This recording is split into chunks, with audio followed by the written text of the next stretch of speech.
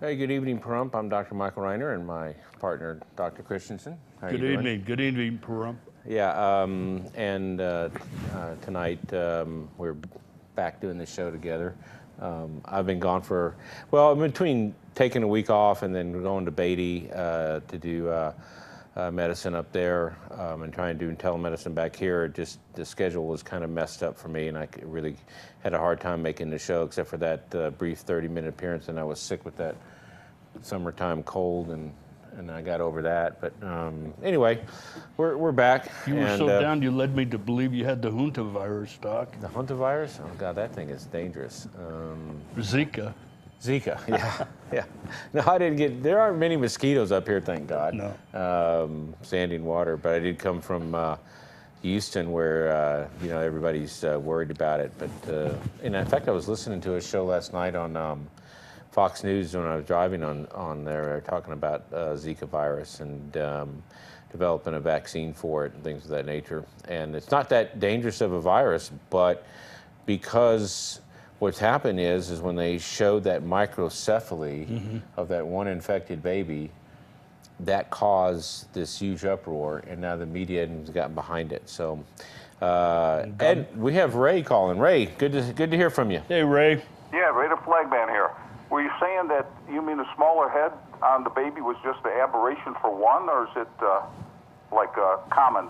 We're talking about Zika now? Yeah, no, the way I understood it was that there's a variety of congenital defects that can happen from the Zika virus, and microcephaly in this particular baby was the first time they'd actually linked that congenital defect to the Zika virus.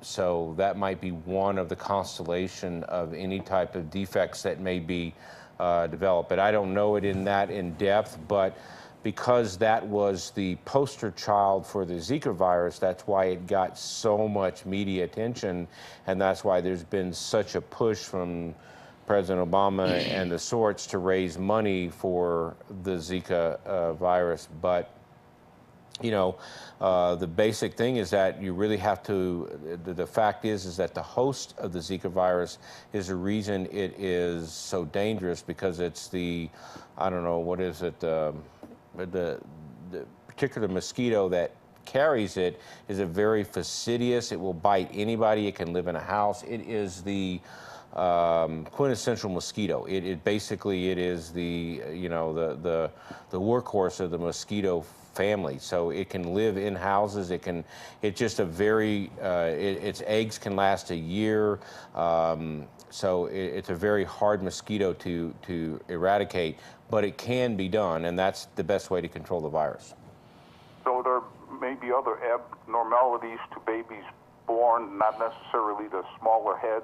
They may have other things that maybe don't show as much, but it just scares the hell out of people when they see a baby with a shrunken head, Oh yeah, and microcephaly can happen at any time. It is a rare congenital defect, but it's the first one that they've been able to link to the Zika virus. And it can probably happen again in other babies. But again, it got a lot of media attention, and because it did, that's why it basically created such a firestorm. Because in reality, what's more important, more people die each year of yellow fever, dengue fever, West Nile virus. I mean, last year West Nile virus killed a multitude of people in the South, but it doesn't get the media attention that the Zika virus does, because of the Olympics and because of Brazil being so, Rio being so polluted and having so many problems and being a breeding ground for that particular virus. And because of, a mosquito bite being such a small thing. This lady that had this baby was from Honduras and apparently was here on vacation and delivered the baby here, and they were able to link it to that, and that caused the media storm. So it's not a deadly virus, and it only can cause those congenital defects if a mother gets bit in the first trimester. So other than that, it's a pretty innocuous issue. But they're working on a vaccine, you know, but they'll fall short of getting it out this year. And I mean, I would be more worried about Ebola vaccine than I would be a Zika virus, because Ebola is very deadly, and it's dropped off the media screen, but I don't know how many people are still dying from Ebola in West Africa. Nobody talks about it anymore. Is it considered a STD now? Because I hear it's transmitted sexually, that a guy can actually transmit it. That's what they've been saying on TV. Is that considered a sexual transmitted disease?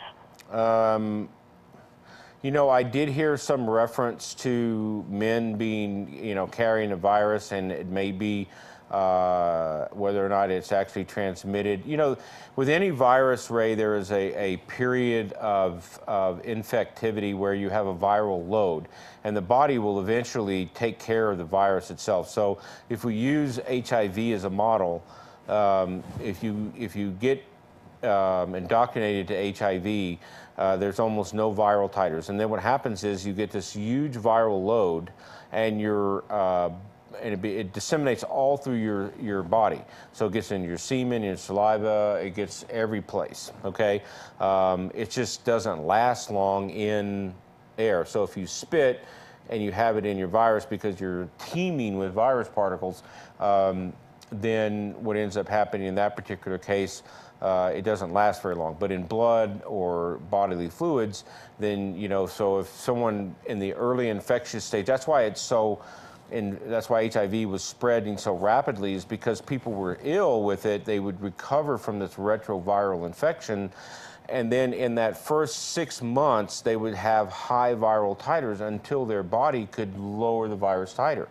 And so they felt okay, but they weren't. And in the middle stages of being infected with HIV, you're not very contagious because you don't have a large viral load.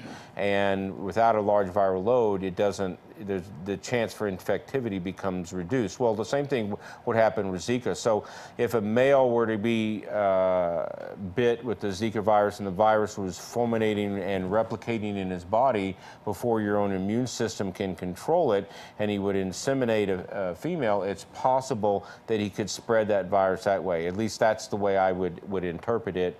And so therefore, it's very important in that case. But when you have a virus and your body gets rid of the virus, you don't have really much of a chance to spread it to anybody. So in that early stage, if you get bit by a mosquito, and that particular mosquito, whatever the brand Egypti mosquito is that carries this virus, can bite 3 or 4 people in one particular time. So it can actually, if someone has the virus, it can spread it. If it bites another person who has a virus and their viral counts are high, then it can spread it to another person and spread it to another person. So it becomes a vector disease in that respect. Does that make sense? I mean, I hope I explained it correctly. Yeah, it makes sense, but it's a little drawn out. I wanted to get a couple more questions in before we go to break, Doc. Yeah. All right. Basically, what you said last time you were on really got my attention.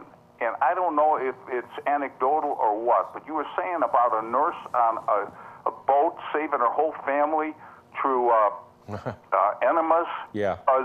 The body would absorb it. Why isn't there fleet enemas on every rowboat, on every ocean-going ship? If that is true, this could save a lot of lives. And I don't know. Are you sure that was the case, or is it just a story that's bouncing around? No, I'm absolutely positive, because the colon will absorb water, and it doesn't absorb solute. It doesn't absorb solids. And there's a ion exchange, but basically it will leave the salt behind and will absorb the water out of the colon. So, I mean, then it's true that you can save so many lives just by having, like, fleet enema bottles. Well, not fleets. Like boats and everything, right? Not fleets, but just having an enema tube. They use salt water. I'm just using a brand name, so yeah.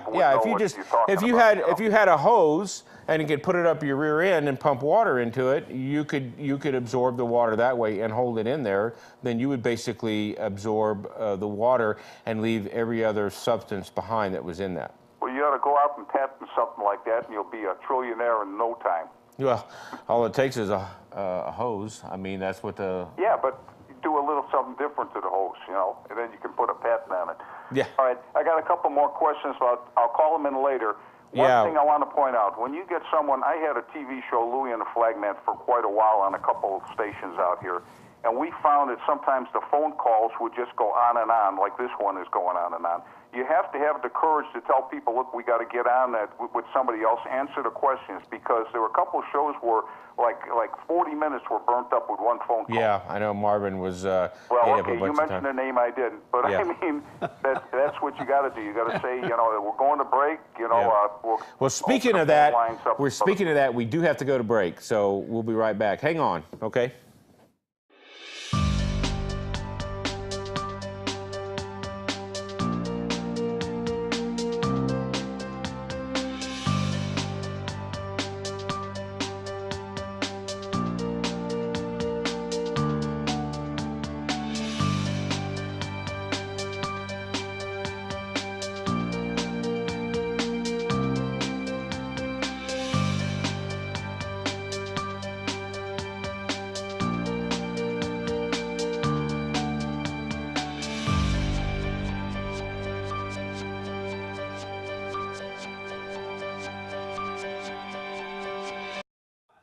Hi, I'm Dr. Michael Reiner, your host of the Independent Doctors of Pahrump, a TV show that airs Monday night on Channel 46. I want to remind you that I am a practicing physician in Pahrump, and I'm an independent practitioner, which means I am not bought by any insurance company or corporate medicine. We provide the highest level of care. We have nurse practitioners. We have other physicians, specialists who come to our office.